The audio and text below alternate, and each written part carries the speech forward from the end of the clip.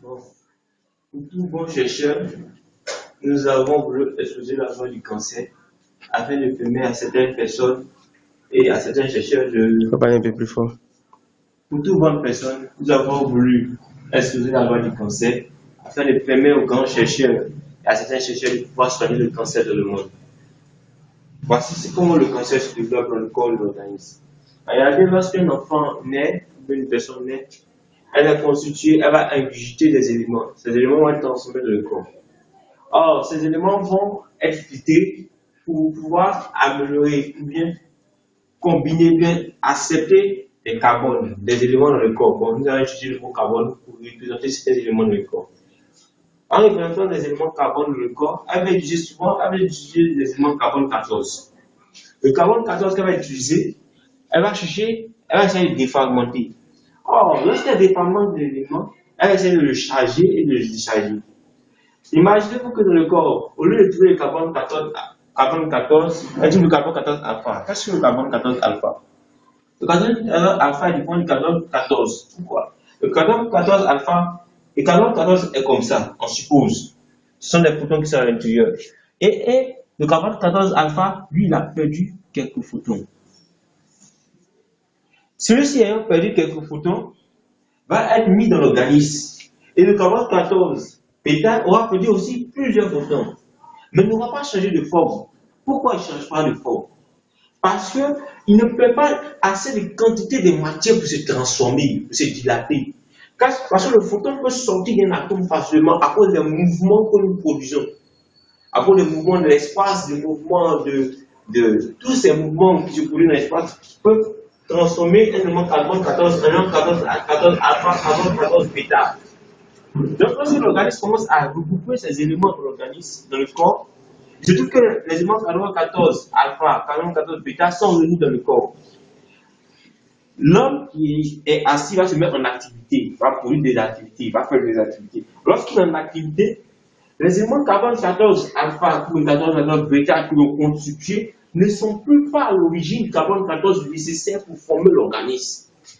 Donc, à force de faire certains efforts, ou bien certains mouvements, ou bien certains atomes qui ne sont pas dans leur position, ils vont commencer à chercher à prendre une forme initiale, à se charger du mouvement. Ils vont essayer de capter certains photons. En captant certains photons, ils vont essayer de créer la loi de l'équilibre. L'équilibre, c'est quoi? Au moment qu'ils vieillissent, ils peuvent capter des éléments pour rester à l'état stable, ne pas rester à l'état mort. C'est-à-dire que l'état mort, c'est quoi? Ils ne peuvent pas rester à cet état-là, état atomique mort, parce qu'ils ont peur de s'exploser dans le corps. Donc, pour ne pas rester à cet état atomique mort, ils vont commencer à capturer les éléments des atomes qui sont à côté, des photons. Les photons se dépassent un photon. Donc, ils prennent ces photons qui vont se dépasser pour entrer à l'intérieur de l'atome. Celui-ci, au lieu de devenir carbone 14, va commencer à devenir carbone 14 alpha. Le jeune homme peut avoir 5 ans, 10 ans, quel que soit l'âge, c'est possible. C'est tout ce qui explique la déformation. Donc, carbone 14 alpha va passer à carbone 14 bêta. Directement, quand les atomes commencent à se produire en carbone 14 alpha, ils vont commencer à détruire les éléments, les tissus de l'organisme. Parce que les tissus de l'organisme ne vont plus se reconnaître. Le corps avait besoin peut-être d'une quantité de carbone alpha inférieure à 10, supposons. Si alpha devait être inférieur à 10, et surtout qu'au lieu que alpha soit inférieur à 10 dans l'organisme, alpha devait être supérieur à 100. Directement, l'organisme et les tissus organiques n'arrivent plus à se maîtriser, donc à se contenir entre elles. Donc, il va créer la loi du chaos. Alors là, le tissu organique qui s'est formé, comme on appelle le cancer, va commencer à puiser maintenant l'énergie à l'intérieur d'elle. Alors le cancer va commencer à se développer dans le corps de l'être humain. Donc quand le cancer va commencer à se développer, il puise l'organisme, donc les choses commencent à migrer. Mais pour résoudre cela, il faut qu'on lui apporte des photons de l'énergie.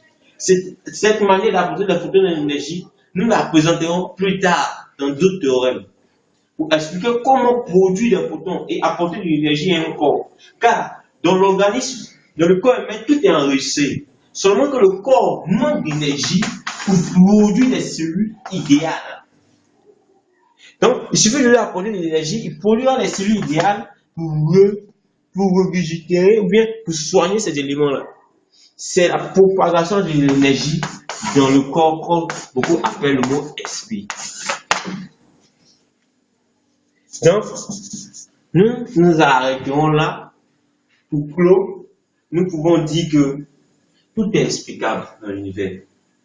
Et nous savons, c'est une grâce de Dieu de pouvoir tout expliquer, de pouvoir tout comprendre. Certes, nous avons besoin des moyens extérieurs pour permettre à la science et au monde de pouvoir évoluer de manière exponentielle, de grandir et comprendre beaucoup de phénomènes, afin de comprendre que tout est logique. Rien n'est extraordinaire, tout est normal. Cela ne signifie pas que l'existence, je ne veux pas parler de l'existence de Dieu, je dis l'existence de Dieu est, mais je dis que tout est explicable et nous pouvons tout expliquer. Donc nous avons voulu publier cette vidéo afin de montrer seulement quelques exemples de ce que nous sommes capables de faire par la grâce du divin. Amen. Merci Seigneur.